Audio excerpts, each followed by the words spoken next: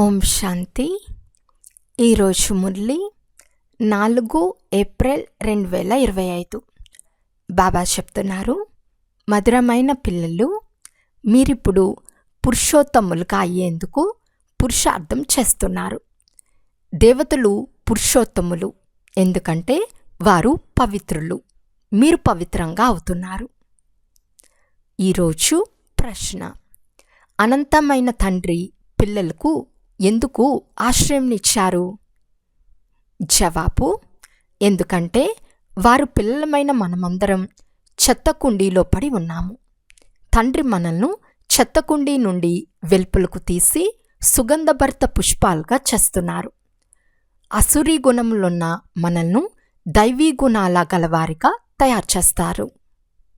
డ్రామానుసారంగా తండ్రి వచ్చి మనల్ని వికారాల నుండి వెలుపలకు తీసి దత్తు తీసుకుని తమ వారిగా చేసుకున్నారు. పాట: ఈరోజు ఉదయమే ఎవరొచ్చారు? ఓం శాంతి. రాత్రిని పగలుగా చేసేందుకు తండ్రి రావాల్సి వచ్చింది. తండ్రి వచ్చి ఉన్నారని పిల్లలైన మీకు తెలుసు. మొదట మనం శూద్రులుగా, శూద్ర బుద్ధి కలవారిగా ఉండేవారము.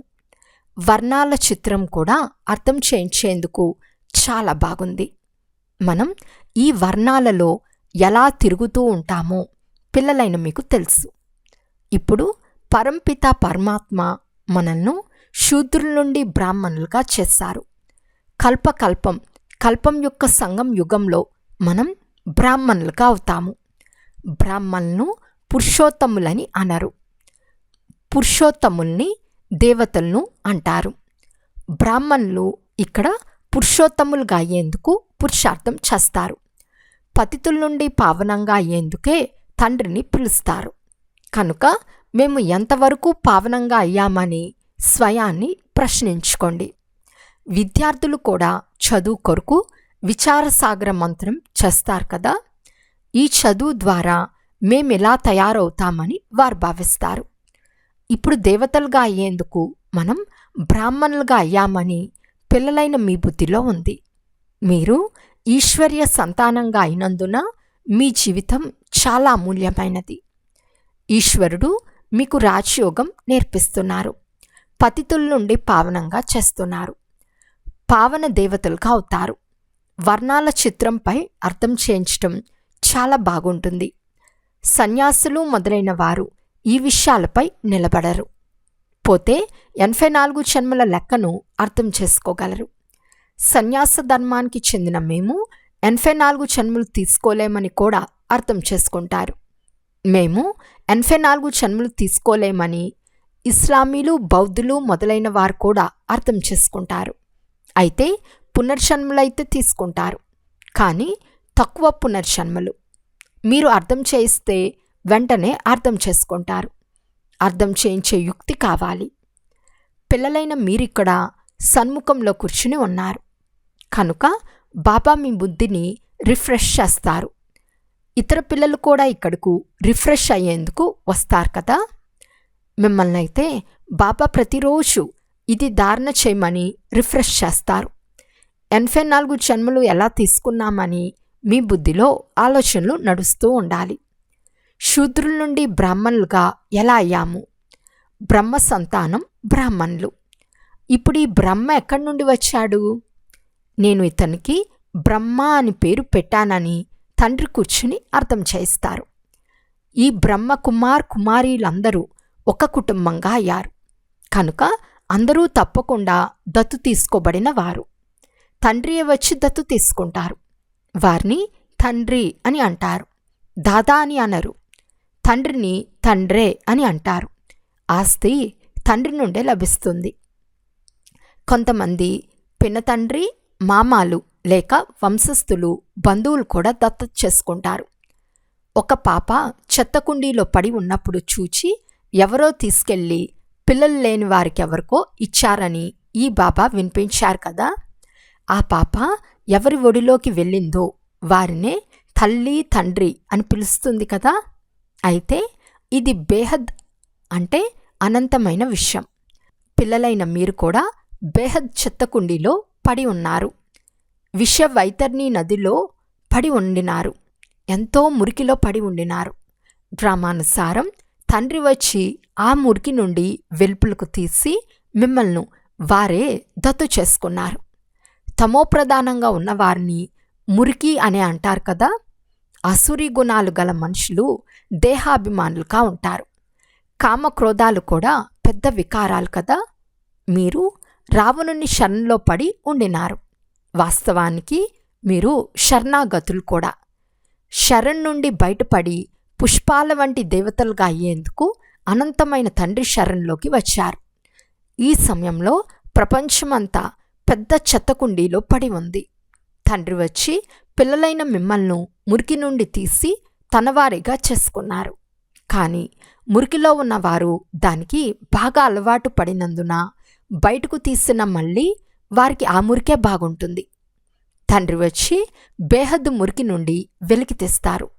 బాబా, మీరు వచ్చి మమ్మల్ని పుష్పాలుగా ముళ్ళ అడవి నుండి తీసి పుష్పాలుగా చేయమని, భగవంతుని తోటలో కూర్చోబెట్టమని కూడా పిలుస్తారు.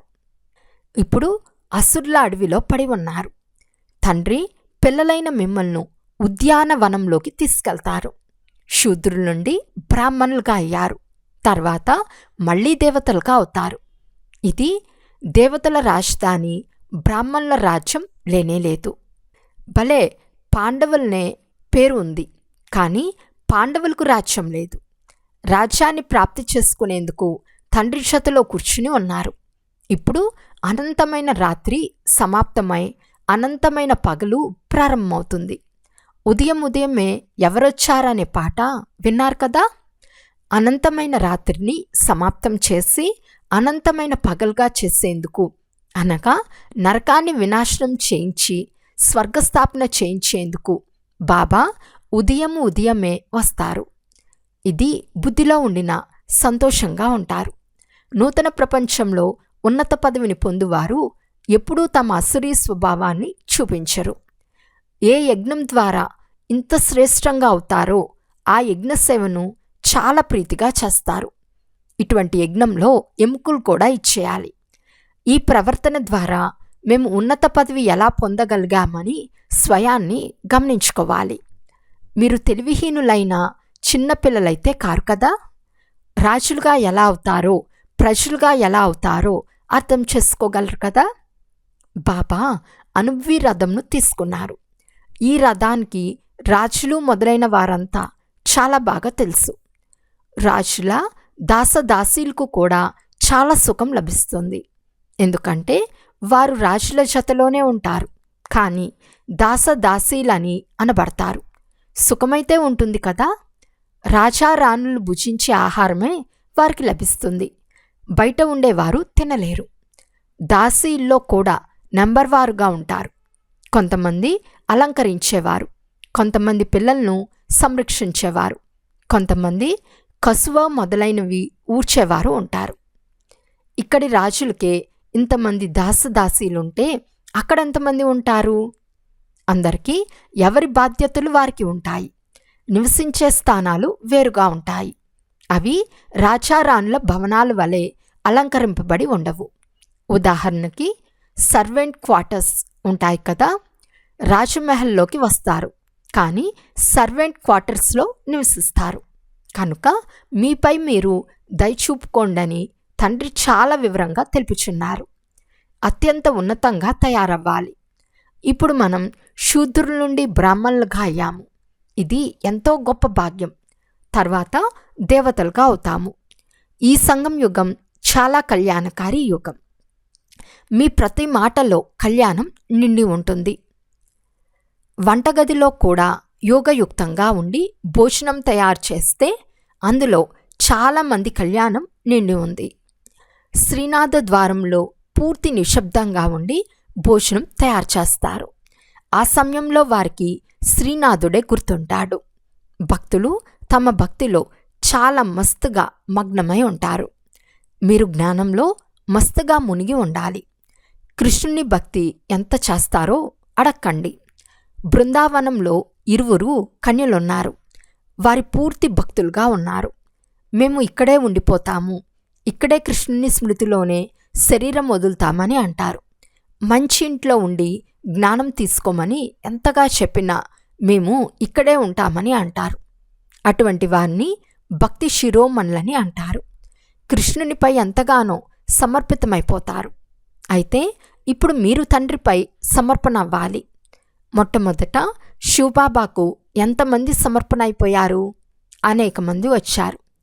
భారతదేశంలోకి వచ్చినప్పుడు చాలామందికి వారి ఇల్లు వాకిళ్ళు గుర్తుకు రానున్నాయి.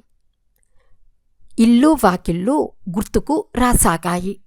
చాలామంది వెళ్ళిపోయారు. ఎంతోమందిపై గ్రహచారం కూర్చుంటుంది కదా.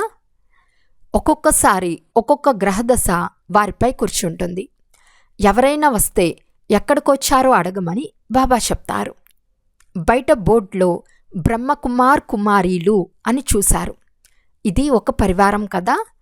తండ్రియే నిరాకార పరంపిత శివ పరమాత్మ. రెండవ వారు ప్రజాపిత బ్రహ్మ అని గాయనం కూడా చేశారు. వీరంతా ఆ ఇరువురి పిల్లలు. శివబాబా వీరి దాత అంటే తాత. వారసత్వం వారి నుండి లభిస్తుంది. నన్ను స్మృతి చేస్తే మీరు పతితుల నుండి పావనంగా అవుతారని వారు సలహా ఇస్తున్నారు. కల్పక్రితం కూడా ఇలాగే సలహా ఇచ్చారు. ఇది ఎంతో ఉన్నతమైన చదువు. మనం తండ్రి నుండి వారసత్వం తీసుకుంటున్నామని కూడా మీ బుద్ధిలో ఉంది. పిల్లలైన మీరిప్పుడు మనుషుల నుండి దేవతలుగా అయ్యే చదువు చదువుతున్నారు. మీరు దైవీ గుణాలు తప్పకుండా ధారణ చేయాలి. మీ ఆహార పానీయాలు, మాటామంతి, ప్రవర్తన అన్నీ ఎంతో రాయల్గా ఉండాలి. దేవతలు చాలా కొద్దిగా తింటారు. వారికి ఎలాంటి లోభము ఉండదు. 36 రకాల భోజనం తయారవుతుంది, కానీ చాలా తక్కువగా తింటారు. ఆహార పానీయాలపై లోభము, అత్యాశ ఉండినా దానిని కూడా అసురీ నడవడిక అని అంటారు. దైవీ గుణాలు ధారణ చేయాలి అంటే ఆహార పానీయాలు చాలా శుద్ధంగా, సాధారణంగా ఉండాలి. కానీ మాయ ఒక్కొక్కసారి రాతిబుద్ధిగా చేస్తుంది. కనుక వారికి పదవి కూడా అటువంటిదే లభిస్తుంది. తమ స్వకల్యాణం కొరకు దైవీ గుణాలు ధారణ చేయమని తండ్రి చెప్తున్నారు. మంచి రీతిగా చదివిస్తూ ఉంటే మీకే బహుమతి లభిస్తుంది. మీక బహుమతి తండ్రి ఇవ్వరు, మీరు మీ పురుషార్థం ద్వారా పొందుతారు. మేమెంత సేవ చేస్తున్నామని స్వయాన్ని పరిశీలించుకోండి. మేము ఎలా తయారవుతాము? ఈ సమయంలో శరీరం వదిలేస్తే ఏ పదవి లభిస్తుంది? బాబాను అడిగితే వీరు చేసే ఈ పనుల ద్వారా మీరు ఫలానా పదవి పొందుతారని వెంటనే తెలుపుతారు. పురుషార్థమే చేయకుంటే కల్పాంతరం వారికి వారే నష్టం కలిగించుకుంటారు. మంచి సేవ చేయవారు తప్పకుండా మంచి పదవే పొందుతారు. వీరు దాసదాసీలుగా అవుతారని లోపల తెలిసిపోతుంది, కానీ బయటికి చెప్పలేరు. పాఠశాలలో కూడా మేము ఉన్నతి చెందుతున్నామా లేక దిగజారిపోతున్నామా అని విద్యార్థులకు తెలుస్తుంది. ఇక్కడ కూడా అలాగే జరుగుతుంది. సీనియర్లు రాజారాణీలుగా అవుతారు, జూనియర్లు తక్కువ పదవి పొందుతారు. ధనవంతుల్లో కూడా సీనియర్లు, జూనియర్లు ఉంటారు. దాసదాసీలు కూడా సీనియర్లు, జూనియర్లు ఉంటారు. సీనియర్లు దర్జా ఉన్నతంగా ఉంటుంది. కసువు ఊడ్చే దాసీలకు రాజభవనం లోపలకు వచ్చేందుకు అనుమతి ఉండదు. ఈ విషయాలన్నీ పిల్లలైన మీరు బాగా అర్థం చేసుకోగలరు. చివర్లో ఇంకా బాగా అర్థం చేసుకుంటారు. ఉన్నతంగా తయారయ్యే వారిని గౌరవించాలి. కుమార్కా దాది సీనియర్ కనుక ఆమెను గౌరవించాలి. తండ్రి పిల్లలకు గమనమిస్తున్నారు. మహారథి పిల్లలను గౌరవించండి. గౌరవించకుంటే మీపై గల పాపభారాన్ని పెంచుకుంటారు. ఈ విషయాలన్నిటిపై తండ్రి గమనమిప్పిస్తున్నారు. నంబర్ వారుగా ఎవరిని ఎలా గౌరవించాలనే విషయంలో చాలా జాగ్రత్తగా ఉండాలి. బాబాకు ప్రతి ఒక్కరి గురించి తెలుసు కదా. ఎవరినైనా ఏమైనా అంటే ద్రోహులుగా అయ్యేందుకు ఆలస్యం చేయరు. కుమారీలు మాతలపై ఎన్నో బంధనాలు ఏర్పడతాయి. అత్యాచారాలు సహించవలసి వస్తుంది. బాబా వీరు మమ్మల్ని చాలా విసిగిస్తున్నారు, బాధిస్తున్నారు, మేమేం చేయాలని చాలామంది మాతలు రాస్తారు. అరే, వారు బలవంతం చేసేందుకు మీరు జంతువులేమీ కాదు కదా. లోపల మీకు కోరిక ఉంది కనుకనే ఏం చేయాలని నన్ను అడుగుతున్నారు. ఇందులో అడిగే మాటే లేదు. ఆత్మ తనకు తానే మిత్రుడు, తనకు తానే శత్రువు. మీకెలా కావాలో అలా చేయండి. అడుగుతున్నారు అంటే మీకు కోరిక ఉందని అర్థమవుతుంది. ముఖ్యమైన విషయం స్మృతి. స్మృతి ద్వారానే మీరు పావనంగా అవుతారు. ఈ లక్ష్మీనారాయణులు నెంబర్ 1 పవిత్రులు కదా. మమ్మ ఎంతో సేవ చేసేవారు. మేము మమ్మ కంటే వివేకవంతులమని ఎవరూ చెప్పలేరు. జ్ఞానంలో మమ్మ అందరికంటే తెలివైనది. చాలామందిలో యోగం చాలా తక్కువగా ఉంది. స్మృతిలో ఉండలేరు. స్మృతి చేయకుంటే వికర్మలు ఎలా వినాశనం అవుతాయి? బాబా స్మృతిలోనే శరీరం వదలాలని నియమం చెప్తూ ఉంది. శివబాబా స్మృతిలోనే ఆత్మ శరీరాన్ని వదలాలి. ఒక్క తండ్రి తప్ప ఇతరులెవ్వరూ గుర్తుకు రాకూడదు. దేనిపైన ఆసక్తి ఉండరాదు. మేము అశరీరులుగా వచ్చాము, అశరీరులుగానే వెళ్ళాలని అభ్యాసం చేయాలి. చాలా మధురంగా అవ్వాలని పిల్లలకు పదే పదే చెప్తున్నారు. దైవీ గుణాలు కూడా ఉండాలి. దేహాభిమానం కూడా భూతం కదా. స్వయంపై చాలా గమనం ఉంచుకోవాలి. చాలా ప్రేమతో వ్యవహరించాలి. తండ్రిని స్మృతి చేయండి, చక్రంను స్మృతి చేయండి. చక్ర రహస్యంను ఎవరికి అర్థం చేయించినా ఆశ్చర్యపడతారు. 84 జన్మలే ఎవ్వరికీ గుర్తు లేకుంటే 84 లక్షలు ఎవరైనా ఎలా గుర్తు చేసుకుంటారు? కనీసం ఆలోచన కూడా తోచదు. ఈ చక్రంను గుర్తుంచుకున్నా అహో సౌభాగ్యం. ఇప్పుడు ఈ నాటకం పూర్తవుతుంది కనుక ఈ పాత ప్రపంచంపై వైరాగ్యం కలగాలి. బుద్ధియోగం శాంతిధామము, సుఖధామంలో ఉండాలి. గీతలో కూడా మన్మనా భవ అని ఉంది. గీతా పఠనం చేయు వారు ఒక్కరికి కూడా మన్మనా భవకు అర్థం తెలియదు. పిల్లలైన మీకు దీని అర్థం తెలుసు. భగవాను వాచ, దేహ సంబంధాలన్నీ వదిలి స్వయాన్ని ఆత్మగా భావించండి. ఈ మాటలు చెప్పింది ఎవరు? కృష్ణుడు భగవంతుడు కానే కాడు. కొంతమంది మేము శాస్త్రాలనే అంగీకరిస్తామని భగవంతుడు చెప్పినా నమ్మమని అంటారు. వారు శాస్త్రాలనే చదువుతూ ఉంటారు. భగవంతుడు వచ్చి రాజయోగాన్ని నేర్పిస్తున్నారు. స్వర్గస్థాపన జరుగుతూ ఉంది. ఈ శాస్త్రాలు మొదలైనవన్నీ భక్తి మార్గానికి చెందినవి. భగవంతునిపై నిశ్చయం ఉంటే వారసత్వం తీసుకోవటంలో నిమగ్నమవుతారు. భక్తి సమాప్తమైపోతుంది. కానీ నిశ్చయం ఉన్నప్పుడే కదా. అచ్చా, మధురాతి మధురమైన అపురూపమైన పిల్లలకు మాతాపిత బాప్దాదాల ప్రియ స్మృతులు మరియు గుడ్ మార్నింగ్. ఆత్మీక పిల్లలకు ఆత్మీక తండ్రి నమస్తే.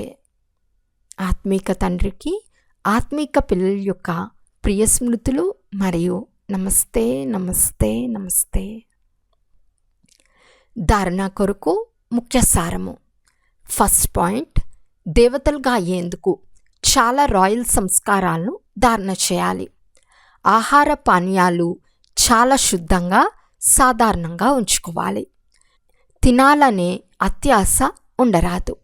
స్వకల్యాణం చేసుకునేందుకు దైవీ గుణాలు ధారణ చేయాలి. సెకండ్ పాయింట్, మీపై మీరు గమనముంచుకుని అందరితో చాలా ప్రేమతో వ్యవహరించాలి. మీకంటే సీనియర్లుగా ఉన్నవారిని తప్పకుండా గౌరవించాలి. చాలా మధురంగా అవ్వాలి. దేహాభిమానంలోకి రాకూడదు. వరదానము: జరిగిపోయిన విషయాలను దయాహృదయులుగా ఇముడ్చుకునే శుభచింతక భవ.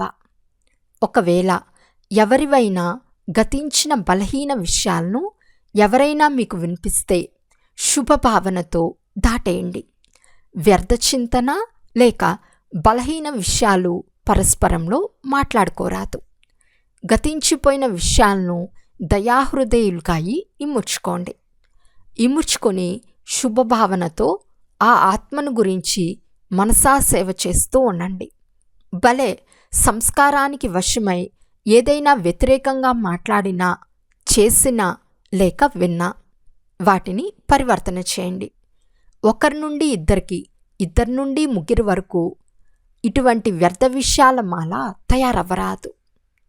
ఇలా అటెన్షన్ ఉంచటం అనగా శుభచింతకులుగా అవ్వటం. స్లోగన్: సంతుష్టమనిగా అయితే ప్రభు ప్రియులుగా, లోకప్రియులుగా మరియు స్వయం ప్రియులుగా అవుతారు. అవ్యక్త సూచన: కంబైన్డ్ రూపం యొక్క స్మృతి ద్వారా సదా విజయులుగా అవ్వండి. ఎలాగైతే శరీరం మరియు ఆత్మ కంబైన్డ్గా ఉంటే జీవితం ఉంటుందో, ఒకవేళ ఆత్మ శరీరం నుండి వేరైపోతే జీవితం సమాప్తమైపోతుందో, అలా కర్మయోగి జీవితం అనగా కర్మ యోగం లేకుండా ఉండరాదు, యోగం కర్మ లేకుండా ఉండరాదు. సదా కంబైన్డ్గా ఉంటే సఫలత లభిస్తూ ఉంటుంది. అచ్చా, ఓం శాంతి.